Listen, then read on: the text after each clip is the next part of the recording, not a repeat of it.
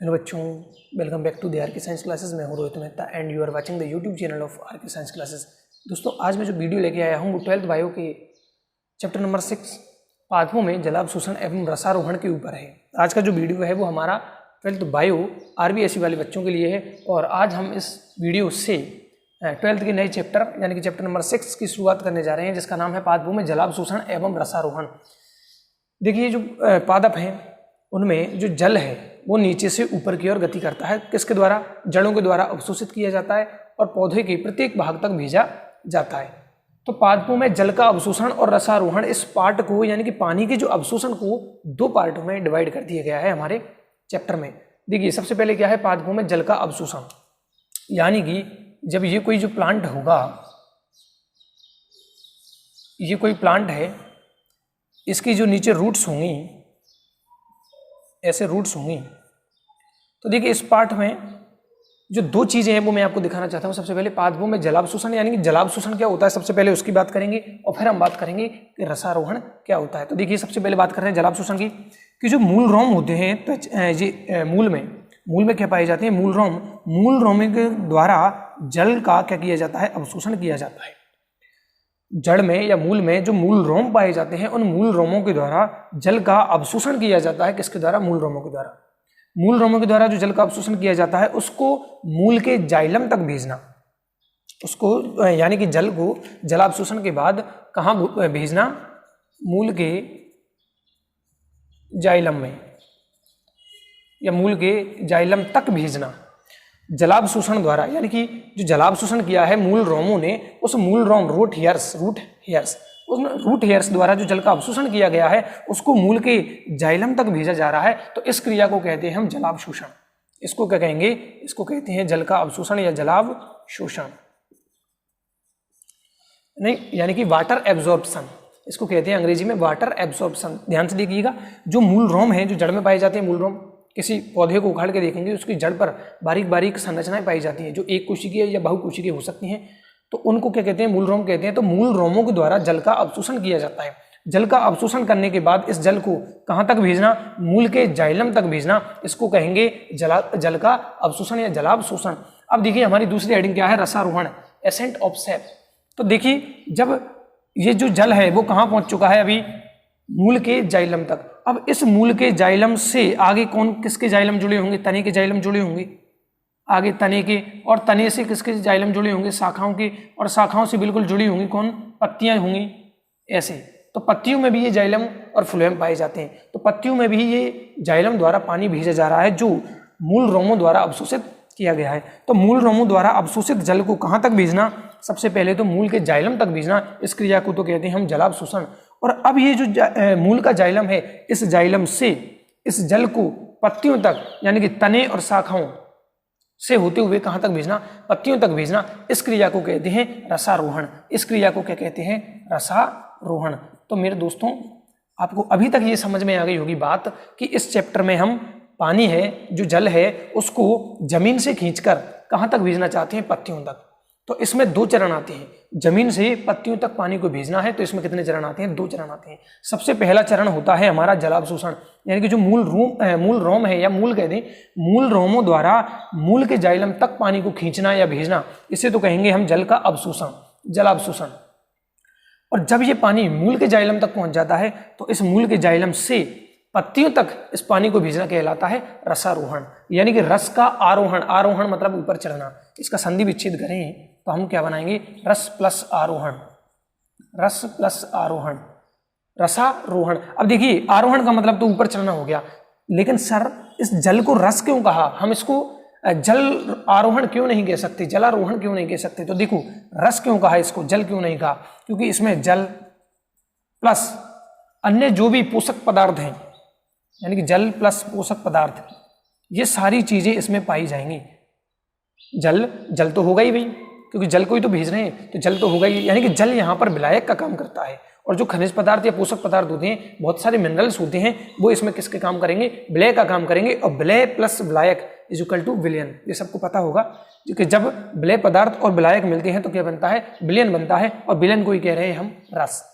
इतना क्लियर होगा दोस्तों कि जल को यानी कि जल को मूल रोमों द्वारा जाइलम या मतलब दोबारा सुनिएगा, जल को मूल रोमों द्वारा जड़ के जाइलम तक भेजना तो कहलाता है जलावशोषण, यानी कि जल का अवशोषण। और जब ये पानी कहाँ पहुंच जाएगा, मूल के जाइलम में पहुंच जाएगा, तो इस जाइलम से पानी को पत्ती के जाइलम तक, पर्ण के जाइलम तक भेजना, इसे कहते हैं रसारोहण। अब रसारोहण, रस प्लस आरोहण, और रस का मतलब है इसमें जल भी है और इसमें बहुत सारे पोषक पदार्थ भी हैं जो हमारी जो मिट्टी में पाए जाएंगे, या फिर जब जो भी पदार्थ हम इन पौधों को दे रहे हैं वो सब क्या होंगे, रस होंगे, है ना, पानी में घुले होंगे, तो उनको क्या कहेंगे, रस कहेंगे। तो ये है रसारोहण।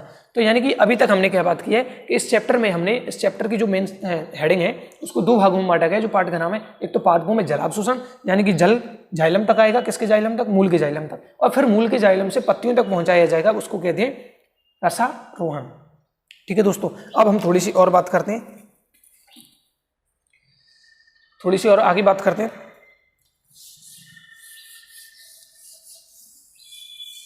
चलिए अब देखिए कि धरती पर जो पानी आता है उसका मुख्य स्रोत होती है वर्षा, यानी कि जल का मुख्य स्रोत,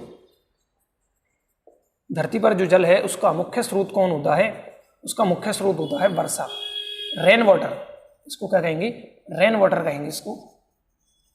यानी कि जो धरती पर जल का मुख्य स्रोत है, जैसे हमारे यहाँ ऊर्जा का मुख्य स्रोत कौन है, धरती पर सूर्य है, जैसे ऊर्जा का स्रोत सूर्य है, वैसे ही जल का स्रोत कौन है, हमारे पास वर्षा है। और वर्षा द्वारा जो पानी प्राप्त होता है, जो जल प्राप्त होता है, उसको वर्षा जल कहते हैं। अब देखिए वर्षा जल या वर्षा दो प्रकार की हो सकती है, वर्षा दो प्रकार की हो सकती है, ध्यान से सुनिएगा।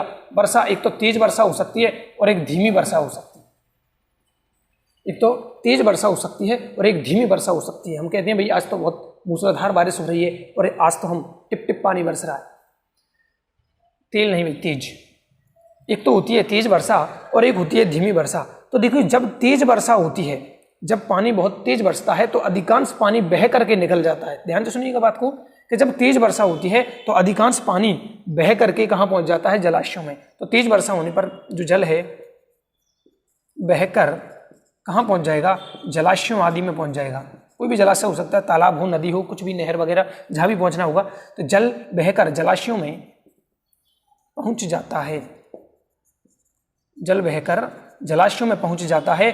तो इस जो पानी को कहते हैं, इस पानी को कहते हैं अपवाहित जल, अपवाहित जल, अपवाहित जल कहते हैं। जब तेज वर्षा होती है तो जो ज़्यादातर पानी होता है वो बह करके कहीं ना कहीं किसी न किसी जलाशय में पहुंच जाता है, तो इसको कहते हैं अपवाहित जल, यानी कि run away water, run away water, यानी भागकर चला गया। तेज वर्षा होगी तो पानी भागकर चला जाता है, कहाँ पर, जलाशयों में, तो इसको कहेंगे अपवाहित जल, रन अवे वाटर। लेकिन जब वर्षा धीमी होती है, यानी कि हम कहते हैं बौछार, बौछार, तो जब वर्षा धीमी होती है तो अधिकांश पानी जो होता है वो मिट्टी में बैठता है। तो जब धीमी वर्षा होगी तो मृदा में बैठेगा, मृदा में जाएगा, अधिकांश पानी कहाँ जाएगा, मृदा में जाएगा। और मृदा में जाने पर इस जल को मृदा जल कहते हैं, मृदा में जाने पर इस जल को मृदा जल, सॉइल वाटर कहते हैं, सॉइल वाटर, मृदा में जाएगा। और मृदा में जाने वाले जल को क्या कहते हैं, मृदा जल कहते हैं। अब देखिए मृदा जल तीन प्रकार का होता है। मृदा जल कितने प्रकार का होता है, मृदा जल तीन प्रकार का होता है, 1, 2 और 3 मृदा जल। जब, अब देखो मृदा जल कैसे कह रहे हैं, जब पानी बौछार के रूप में, यानी धीरे धीरे बरसेगा, धीमे धीमे बरसेगा, तो इसको मृदा में जाएगा। जब ये मृदा में जाएगा तो इसको मृदा जल कहते हैं। अब देखिए मृदा जल कैसा होता है, तीन प्रकार का है। सबसे पहले आ रहा है आर्द्रता ग्राही जल, आर्द्रता ग्राही जल, इनकी डेफिनेशन की कोई दिक्कत नहीं है। आर्द्रता ग्राही जल यानी कि जब पानी बरसा धीमा धीमा तो उस मिट्टी में आर्द्रता आ जाती है या वो मिट्टी आर्द्र हो जाती है, तो ऐसे पानी को जो मिट्टी को आर्द्र बनाता है, ऐसा जल, ऐसा पानी जो मिट्टी को आर्द्र बनाता है, उसको कहते हैं आर्द्रता ग्राही जल, जिसके कारण मिट्टी कैसी हो गई, गीली सी। आर्द्रता ग्राही जल के बाद आता है एक गुरुत्व जल। कौन सा, गुरुत्व जल। अब देखिए पानी जो बरसा, पानी जो बरसा वो गुरुत्वाकर्षण बल के कारण धरती में नीचे ज़्यादा बैठ जाता है, नीचे जाकर बैठ जाता है, उसको कहते हैं गुरुत्व जल। यानी कि जो मतलब पानी बरसा और जो धीमे बरसात के रूप में है, ये धीमे धीमे जो पानी बरसा, वो कुछ जल कहाँ चला जाता है, गुरुत्वाकर्षण बल के कारण नीचे की ओर चला जाता है, जमीन में नीचे की ओर बैठ जाता है, तो उसको कहेंगे गुरुत्व जल। और तीसरा होता है केशिकीय जल, तीसरा होता है अपना केशिकीय जल, यहाँ दिखाई दे रहा है बिल्कुल। तीसरा होता है केशिकीय जल, इसे कैपिलरी वाटर भी कहते हैं इसको, क्योंकि केशिका को क्या कहते हैं, कैपिलरी, तो इसको कैपिलरी जल भी या कैपिलरी वाटर भी कहते हैं। देखिए कैपिलरी वाटर, केशिकीय जल। अब देखिए ये क्या है, इसकी हमारी बुक में परिभाषा भी दी हुई है, इन दोनों की कोई परिभाषा नहीं दी हुई है, तो हमें भी इस पर फोकस करना है। देखिए मैं यहाँ लिख देता हूँ इस केशिकीय जल की, या फिर यहीं लिख देते हैं, जगह है भी। केशिकीय जल देखो कैपिलरी वाटर, यानी कि मृदा के कणों के बीच, यहाँ पे लिख देता हूँ इसकी डेफिनेशन, मृदा में या मृदा के कणों के बीच उपस्थित, मृदा के कणों के बीच उपस्थित केशिकाओं में पाया जाने वाला जल, केशिकाओं में पाया जाने वाला जल क्या कहलाएगा, कैपिलरी वाटर, केशिकीय जल। अब ये केशिका क्या होती है, जैसे एक्सपेरिमेंट करके देखो, एक तौलिया लो, एक बड़े से पात्र में उसको आधा सा डुबो दें और आधा बाहर रखना है हमें, तो धीरे धीरे क्या होता है, संपूर्ण तौलिया जो है वो गीली होने लग जाती है, संपूर्ण टॉवल जो है वो गीली होने लग जाती है। क्यों? क्योंकि उस तौलिए के अंदर क्या पाई जाती है, कैपिलरीज पाई जाती हैं। केमिस्ट्री में भी पढ़ा होगा कैपिलरी वाटर, कैपिलरी के बारे में। या फिर जब CBC वगैरह जांच नहीं होती थी, उस टाइम हीमोग्लोबिन की मात्रा वगैरह निकालने के लिए क्या करते थे, एक कैपिलरी का यूज किया जाता था, जिसमें मतलब ब्लड लिया और उसको जोर जोर से हिला दिया करते थे, ऐसे सेंट्रीफ्यूज कर दिया जाता था उसको। तो मृदा के कणों के बीच उपस्थित केशिकाओं में, यानी बारीक बारीक छिद्र जैसी संरचनाएं होंगी ना, तो मृदा के कणों के बीच उपस्थित केशिकाओं में पाए जाने वाला जो जल होगा उसको केशिकीय जल यानी कि कैपिलरी वाटर कहते हैं। तो धीमी बरसात होगी तो मृदा जल बनता है, और मृदा जल है जो 3 प्रकार का होता है। आर्द्रताग्राही जल, जिसके कारण भूमि आर्द्र हो जाती है। दूसरा है गुरुत्व जल, जो गुरुत्वाकर्षण बल के कारण जमीन में नीचे की ओर बैठ जाता है। और तीसरा होता है केशिकीय जल, केशिकीय जल या कैपिलरी वाटर, यानी कि ये मृदा के कणों के बीच उपस्थित केशिकाओं में पाया जाने वाला जल है। अब देखिए पौधों के लिए यही जल है जो सर्वसुलभ होता है। पौधों के लिए ये जल कैसा है, सर्वसुलभ है। ये जो पानी है केशिकीय वाटर यानी कि केशिकीय जल या कैपिलरी वाटर, जो पौधों के लिए सर्वसुलभ है, यानी कि ये आसानी से उपलब्ध होने वाला पानी है। क्योंकि आर्द्रताग्राही जल धरती पर ऊपर ऊपर रह जाता है, जिसके कारण जमीन नम हो जाती है, आर्द्र हो जाती है। गुरुत्व जल, ये गुरुत्वाकर्षण बल के कारण जमीन में नीचे की ओर बैठने वाला जल है, जो काफी नीचे बैठ चुका है, वहां तक पौधे की जड़ें नहीं पहुंच पाती हैं। या तो बहुत कम पौधे होंगे जिनकी जड़ें पहुंच पाएंगी, या फिर ऐसे बहुत कम पौधे होते हैं जिनकी जड़ें नहीं पहुंच पाती। और तीसरा होता है हमारे पास केशिकीय वाटर, यानी कि मिट्टी में उपस्थित है, मिट्टी के बीच जो केशिकाएं बनी हुई है उनमें उपस्थित होने के कारण इस पानी को ये पौधे जो हैं वो आसानी से प्राप्त कर लेते हैं, यानी कि इसको सर्वसुलभ जल कहेंगे। पाठ्य पुस्तक जो है हमारी बुक, उसमें इस पर क्वेश्चन भी दिया गया है ऑब्जेक्टिव में, और इस साल ऑब्जेक्टिव क्वेश्चन आएंगे भी सही, ऑब्जेक्टिव क्वेश्चन, तो इसके हिसाब से हमें तैयारी भी करनी है। तो केशिकीय जल पौधों के लिए सर्वसुलभ होता है, यानी कि ये जल जो जल है वो पौधों को आसानी से प्राप्त हो जाता है। तो ये हमने अभी तक थोड़ी सी इंट्रोडक्शन किया है पाठ के बारे में। अब इसके बाद जो हेडिंग थी हमारे पास, क्या, पौधों में जल अवशोषण करने वाले अंग। पौधों में जल अवशोषण करने वाले अंग, तो देखिए ये हेडिंग वैसे तो इस साल के लिए हट चुकी है, 12th बायो में से इस साल के लिए हेडिंग हट चुकी है। हम बात कर रहे हैं 2021 के पेपर के लिए, कोरोना काल के कारण, कोरोना के कारण ये जो हेडिंग है या ये जो टॉपिक था वो हट चुका है। तो फिर भी हम थोड़ा सा अध्ययन कर लेते हैं कि अंग क्या है, यानी कि जल का अवशोषण कौन करता है। एक 2 लाइन बता देता हूँ कि भाई जो जड़ है वो जल अवशोषण का काम करती है, जड़। और जड़ के ऊपर कौन स्थित होते हैं, जड़ में होते हैं मूल रोम। जड़ में कौन होते हैं, मूल रोम, यानी कि मूल रोम वो संरचना है, मूल रोम वो संरचना है जो जल का अवशोषण करती है। मूल रोम वो संरचना है जो जल का अवशोषण करती है, यानी कि जल अवशोषण करने वाले अंग में सबसे इंपोर्टेंट कौन है, जड़। और जड़ के वैसे 3-4 भाग होते हैं, परिपक्वन क्षेत्र वगैरह जो भी है, वृद्धिकारी क्षेत्र है ना, तो ये इस साल के लिए हट चुके हैं वैसे। तो ये चीज़ जो हटी है उसका मैंने थोड़ा सा पार्ट बताया कि अंग कौन से हैं काम में जो आते हैं जल अवशोषण के लिए, वो है मूल रोम। मूल रोम किस पर पाए जाते हैं, जड़ पर, और ये जो जड़ पर पाए जाते हैं मूल रोम, इनके द्वारा ही जल का अवशोषण किया जाता है।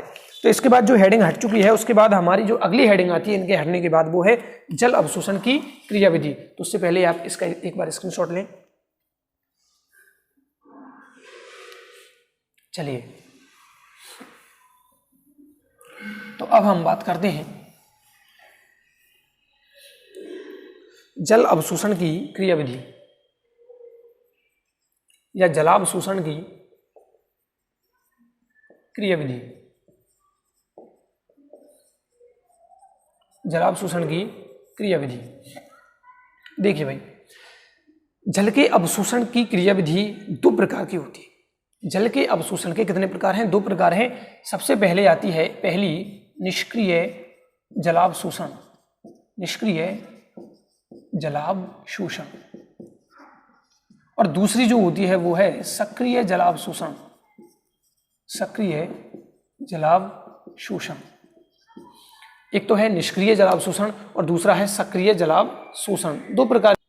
दो प्रकार की क्रियाविधि है पौधों में जलावशोषण की। एक तो होती है निष्क्रिय जलावशोषण और दूसरा होता है सक्रिय जलावशोषण। और निष्क्रिय जलावशोषण को निश्चेष्ट जलावशोषण भी कह देते हैं। निश्चेष्ट या निष्क्रिय जलावशोषण, और दूसरी है सक्रिय जलावशोषण। सक्रिय जलावशोषण यानी कि एक्टिव, और दूसरा जो निष्क्रिय या निश्चेष्ट है उसको कहते हैं passive. Active and passive, active and passive. अब देखिए, जहां पर भी सक्रिय शब्द आ जाए, जहां पर भी सक्रिय यानी कि एक्टिव शब्द आ जाए, वहां पर तुम्हें एक बात हमेशा याद रखनी है। जैसे सक्रिय, जहां पर भी जैसे शब्द आ जाए, सक्रिय श्वसन मान लो, सक्रिय क्रिया जहां पर भी होगी एक्टिव, वहां पर हमें एक चीज याद रखनी है, क्या कि यहां पर एटीपी का यूज हो रहा होगा, यानी कि एटीपी का यूज होगा। और जहां पर भी निष्क्रिय आ जाए तो इसका मतलब है एटीपी का कोई यूज नहीं होगा, यानी कि यहां पर एटीपी का काम नहीं होगा, एटीपी काम में नहीं आएगी। ये एटीपी एक्स नहीं है, इसका मतलब है एटीपी का यूज नहीं होगा, एटीपी का यूज नहीं होगा। तो देखिए, जहां पर भी हमें शब्द मिलेगा सक्रिय, वहां पर हम समझ जाएंगे कि यहां पर किसी न किसी प्रकार से कहीं ना कहीं एटीपी, एडिनोसिन ट्राइफॉस्फेट, जैसे एनर्जी कॉइन, ऊर्जा मुद्रा भी कहते हैं, तो एटीपी का यूज होगा। जब भी सक्रिय शब्द आएगा एटीपी का यूज होगा, और जब भी निष्क्रिय शब्द आए तो समझ जाना यहां पर किसी प्रकार का एटीपी का यूज नहीं होगा। तो देखिए, जलावशोषण की क्रियाविधि के दो सिद्धांत है या दो प्रकार हैं।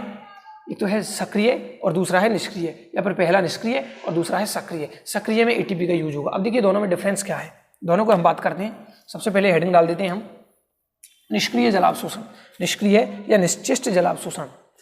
देखिए इसमें क्या होता है, जलावशोषण का जो कारक होता है, जलावशोषण का कारक यानी कि किसके कारण जलावशोषण हो रहा है, जल का अवशोषण किसके कारण हो रहा है। देखिए मैं पौधा बना देता हूं दोबारा, ये जड़ें आ चुकी हैं इसकी, मूलरम, और ये है हमारा पौधा। तो देखिए, पानी मूल रोमों के द्वारा होते हुए जल में जाता है, जड़ में जाता है।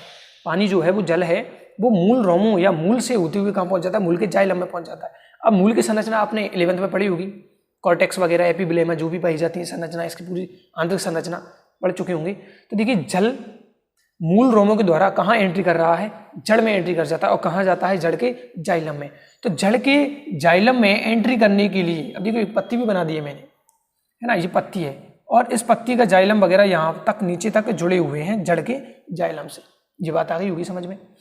तो जड़ जो जल का अवशोषण कर रही है, वो अगर पत्ती के कारण कर रही है, यानी कि कारक कहाँ है, पर्णों में।